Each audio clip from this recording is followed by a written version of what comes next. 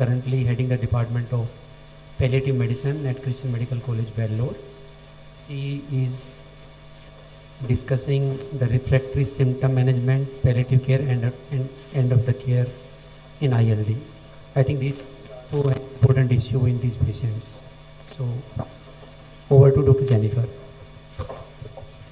Good morning, and thank you, sir, for that introduction. And I thank the organizing team for having a topic like this in ILD. That itself goes to say that palliative care is a component of ILD care.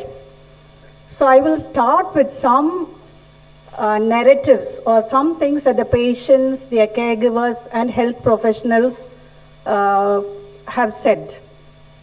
So the patient says cough is draining, overwhelming coughing attacks, uncontrolled symptoms like shortness of breath, cough, and lack of sleep. Impacts every area of life. It's a gradual and tacit role shift due to breathlessness. Leaves them frustrated, angry, can't engage in daily activities, and it has compromised independence. Both patients and caregivers felt it affected their family relationships.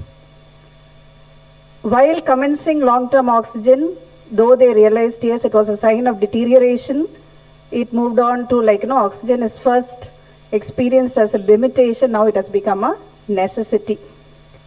Caregiver, the common issue was leading to sleep deprivation, and healthcare professionals said the varied knowledge and confidence in managing symptoms, and so a session like this can be helpful, and psychological needs in this group is often underestimated.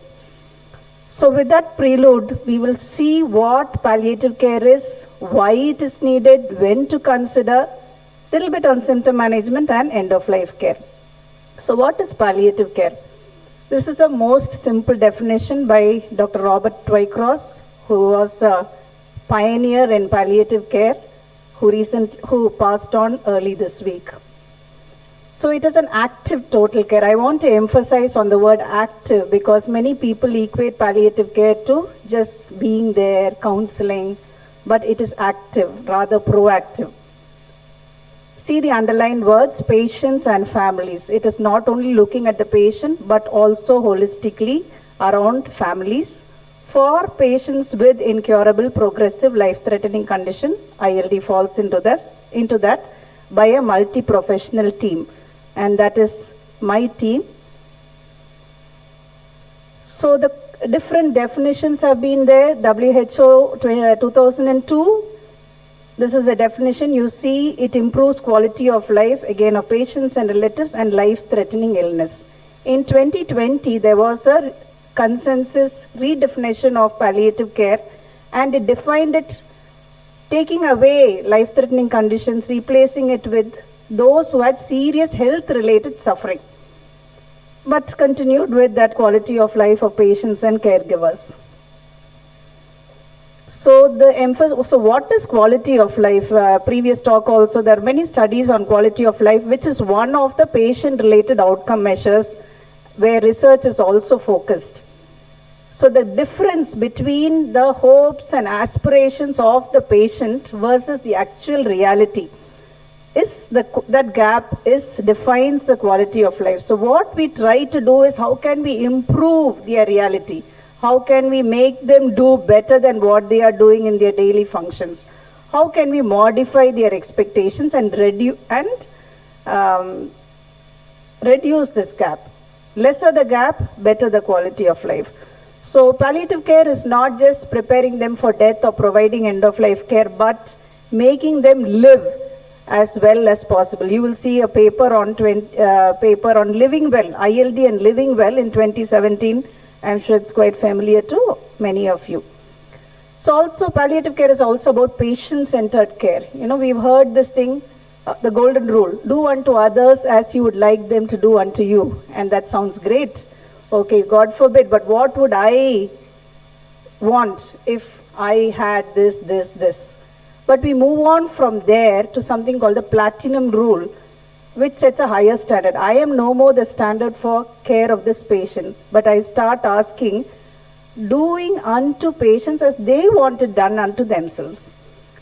What do you want in this situation? What are your goals? What are your values? If the patient is not able to make decisions, even asking similar questions to the patient's relatives, not what they want, but what would your father had wanted? What would your husband have wanted? So when there is a difficulty in decision making by the patient himself, then this is how we engage with conversations, and palliative care applies to all diseases, all times, all dimensions, all settings, and all nations. So coming to why is it needed in ILD? It is the 40th most common cause of death globally, 52% increase in mortality in the last 10 years, and idiopathic pulmonary fibrosis most prevalent and a short median survival, significant symptom burden, morbidity, unpredictable course, and substantial psychological, social burden both for patients and caregivers.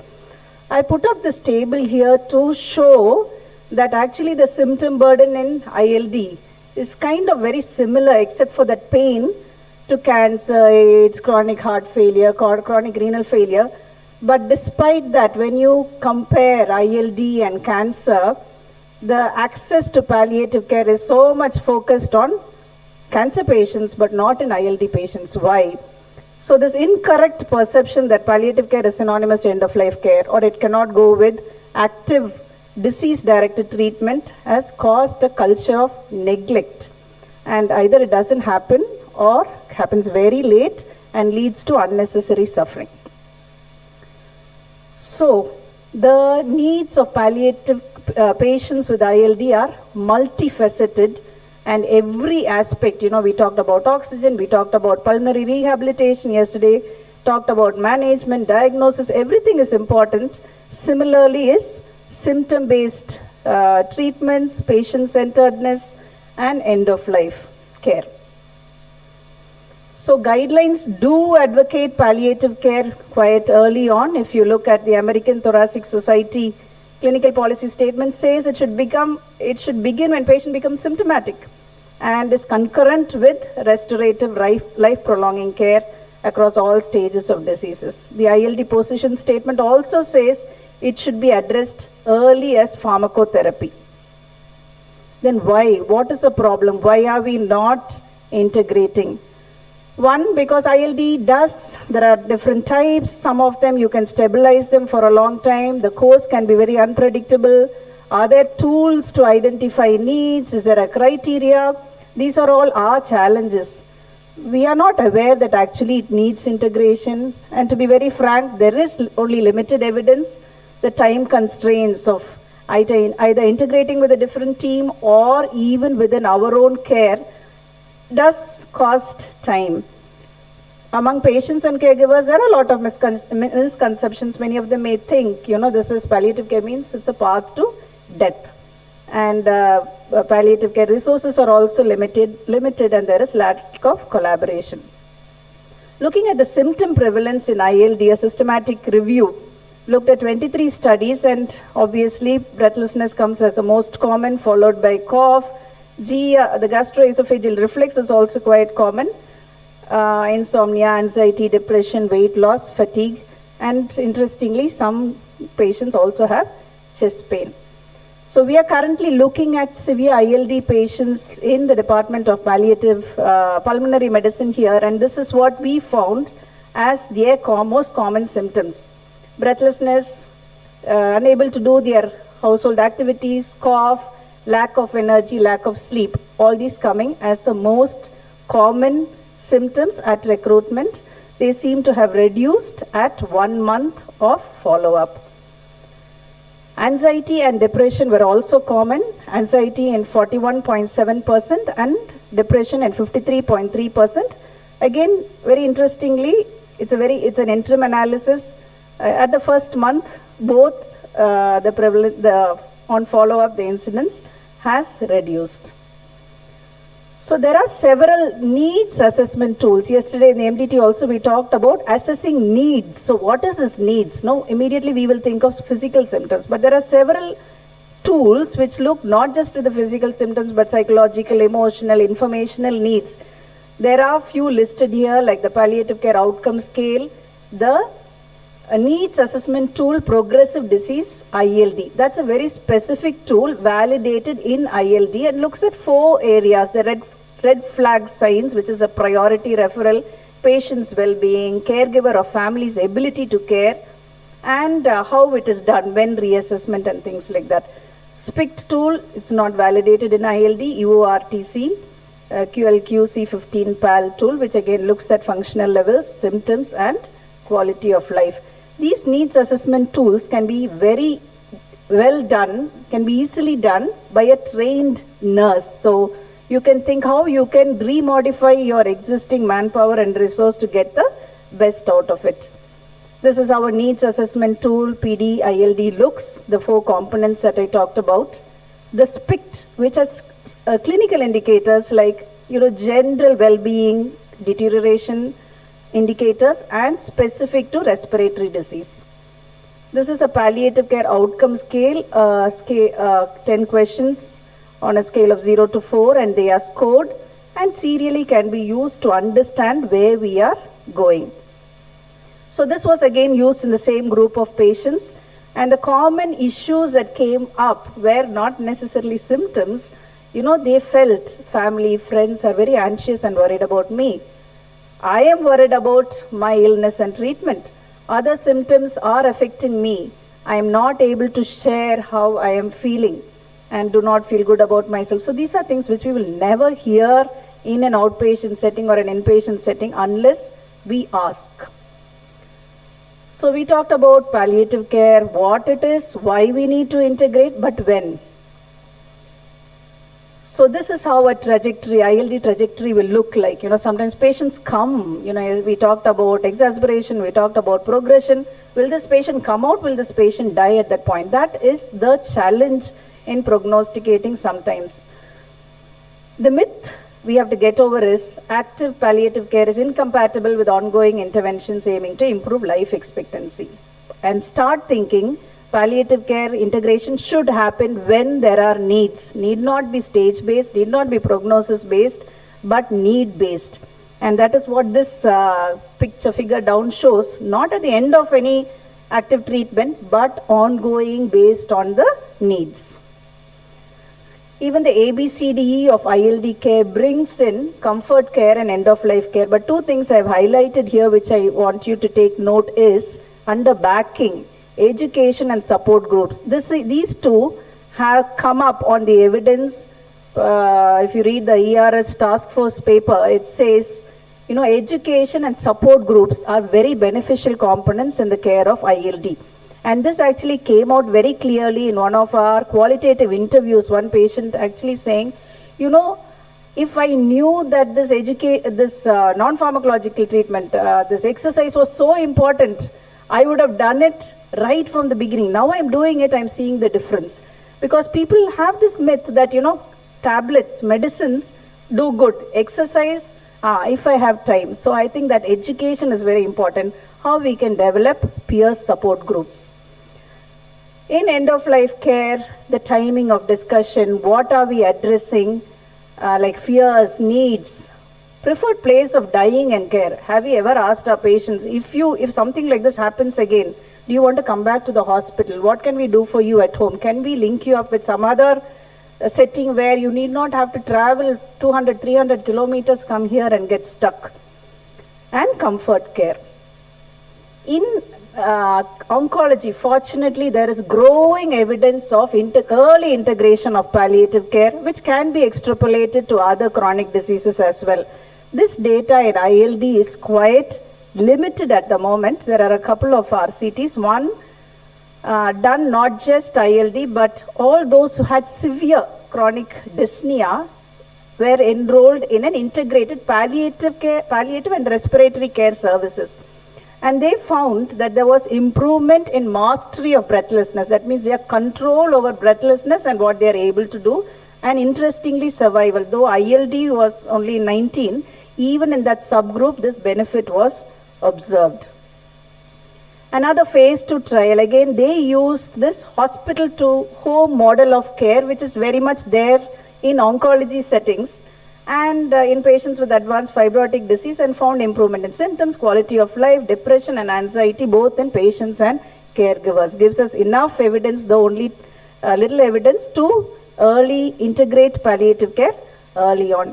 In our own study, which we've come only halfway, there has been significant improvement even in the first 2 months with the palliative care outcome scale scores, the mean scores in anxiety and the mean scores in depression, which is encouraging and also making us think of developing a good model which will benefit many.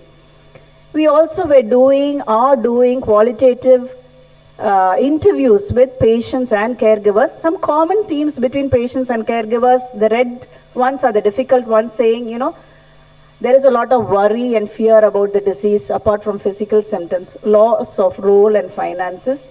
Caregivers are saying, yes, we are concerned how this will end, difficulties with logistics of traveling.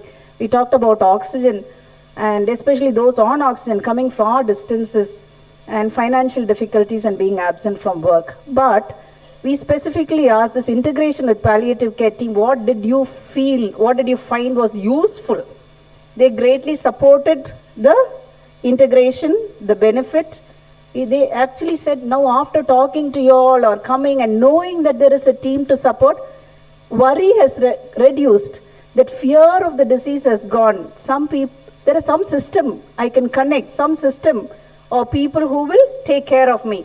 You should listen to these people. And the T1 and the T2 follow-ups are telephonic. So that is again very much appreciated, saying, we know you're only a phone call away, though it is not the time, we know this person will call. The telephonic reviews have been extremely helpful. And this is something which is being proved through RCTs, even in palliative care interventions, that they are equal to face-to-face. The COVID introduced this, and there was a lot of reluctance. As medical people, we've never been used to this.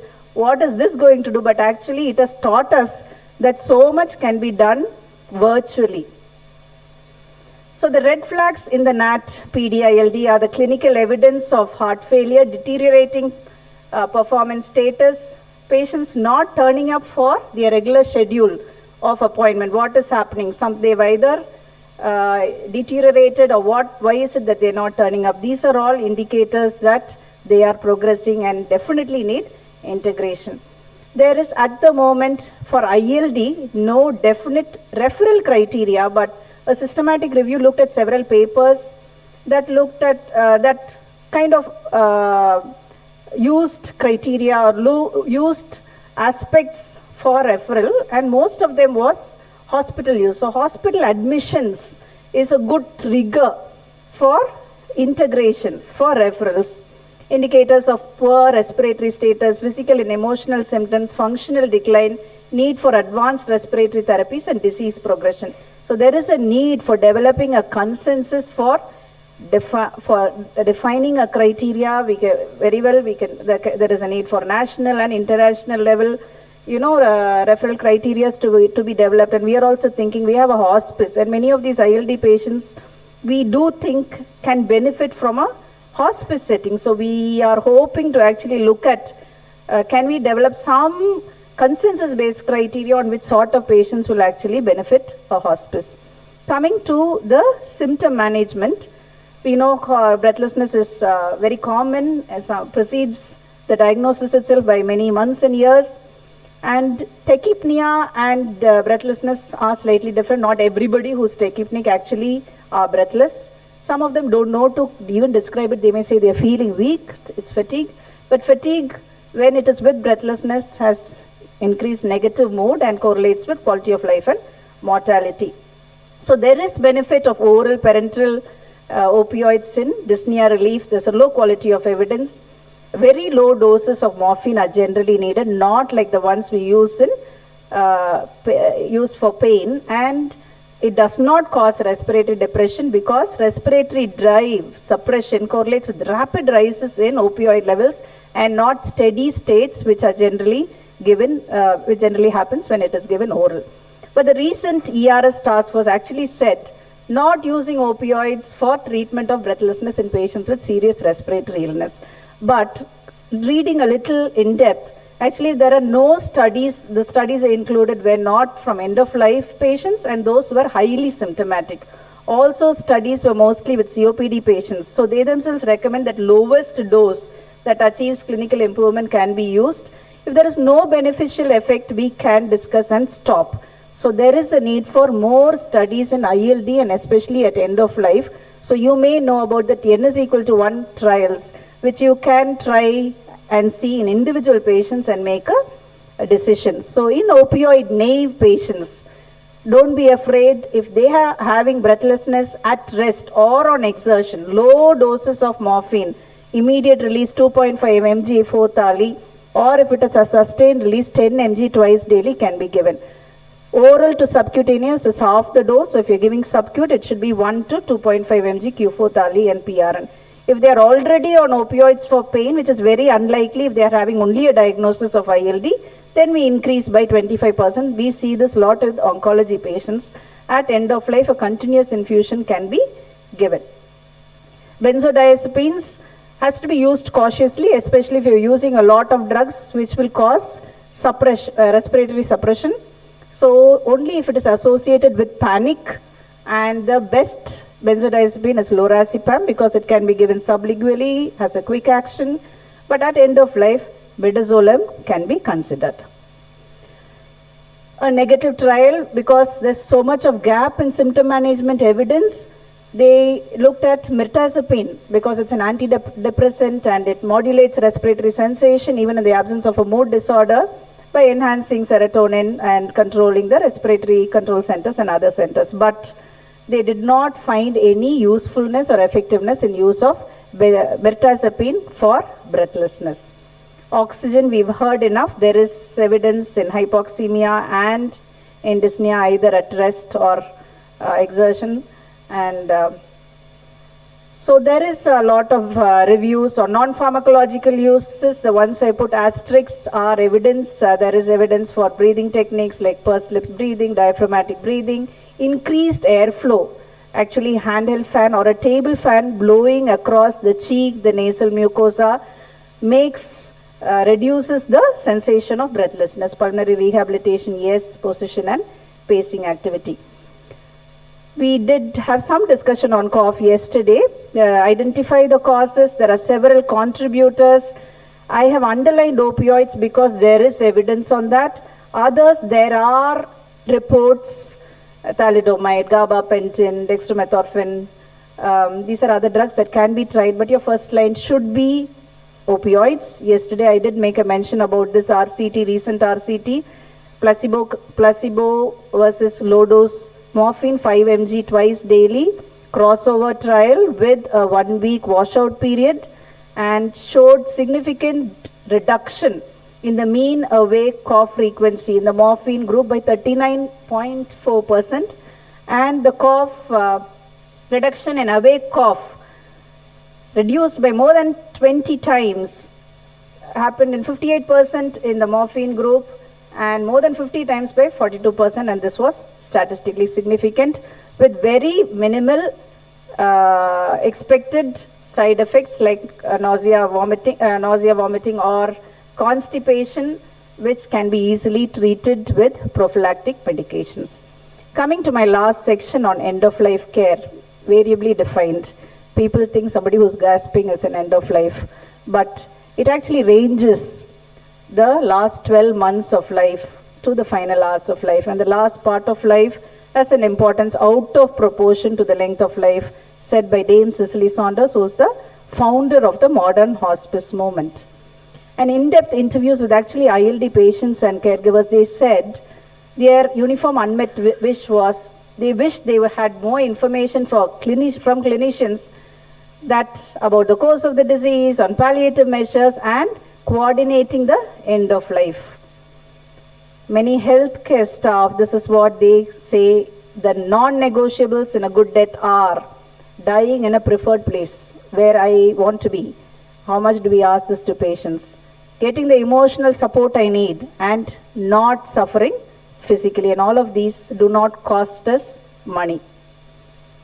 From patients and families, they want to maintain control, they want good symptom management, an opportunity for closure, affirmation of the dying person, recognizing death and not being a burden.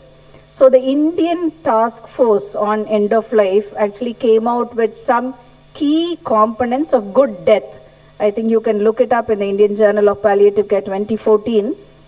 Timely recognition, providing needed information, sensitive communication, addressing needs of patients and family, identifying their place of care, and focus on goals of care, not the disease, and giving them the control, comfort, dignity, and working on their wishes. Unfortunately, in ILD patients, most of them die in hospital, even though their preferred place was home, leading to suffering, inadequate symptom control, futile interventions, and financial toxicity. So what do we do once we know somebody is at end of life? Our focus goes from making ILD better to making symptoms better, avoiding unnecessary interventions, reduce, deprescribe, change route of administration, use anticipatory prescriptions, whether they are having pain, anxiety, vomiting, or respiratory secretions, put all these medicines as needed so that they don't have to suffer in case they develop any of this.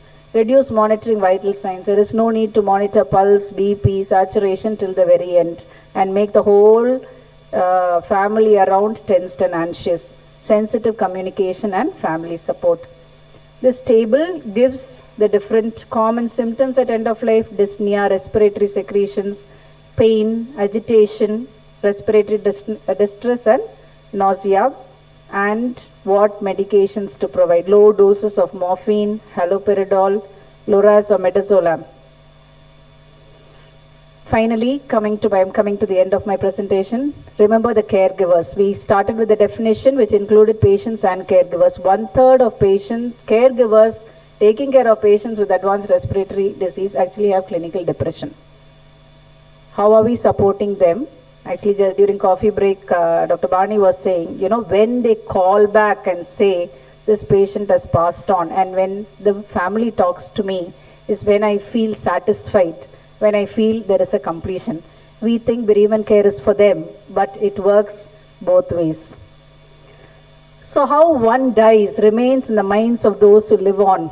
Patient is gone, but the family needs to continue to live. Can we help them live better? All patients should have a good, dignified, peaceful death. All patients. There is only one chance to get it right. I can't say you come to my OPD tomorrow. One chance to get it right. So take-home messages are: palliative care is to improve quality of life. It is not synonymous with end-of-life care. Palliative care needs a multidimensional, not only physical. So assessment has to be done, and it has to be a dynamic assessment.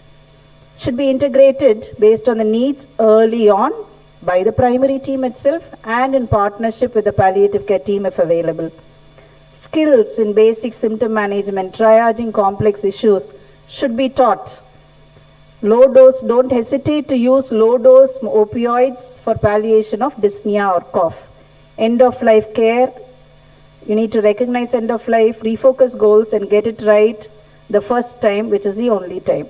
Concentrate on the kind of communication you have. Focus on getting good symptom control. Remember the caregiver's needs. Thank you.